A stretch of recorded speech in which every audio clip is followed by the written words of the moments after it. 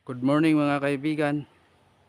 Ah, naarita karon sa kuan kanang sa dwarf nga lubi diri sa likod sa among balay yara o. Kini siya mga kaigsuonan, 1 year na siya nagkuan. Murag siya 1 year na siya may bunga ba. Pero dili man siya ma-full as in bunga mga kaigsuonan, mga higala o tanaw mga higala ah. Siya murag mga takong no na murag action na sa bunga. Pero 1 year na dili man siya mapul may mong lubi. So mga expert, mga kaigsuonan no, kinsa expert diyan mga kaigsuonan, tabaw na mong advice bi kung sa mayong buhaton ani nga dwarf. Tan-awan yung mga higala oh. Naa siya takong.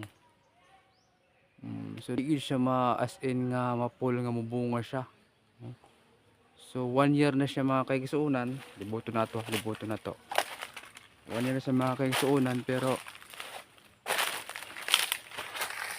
di mangyapon siya mabunga mga kaigsuonan no. So unsa kaha ang pwedeng i-advise sa mga expert sa lubi nganong magsige lang siya takong pero di siya mabunga, di siya madayon o full nga bunga mga kaigsuonan.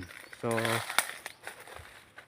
mo to expert, usa daw advice ninyo mga expert sa lubi, mga agriculture, nganong dili siya mo full nga mahimong lubi kining bunga sa dwarf coconut no na ang nahimutang diri sa likod sa balay mga kaigsunan. So mao lang to expert no sa kay i-advise ninyo, ika-advise ninyong kini nga problema nganong dili siya madayon mo bunga nga naa man siya takong sulod sa isa ka tuig. Naman siya takong nga aksyon sa bunga pero wala man. So maayong udto sa inyong tanan. Daghang salamat.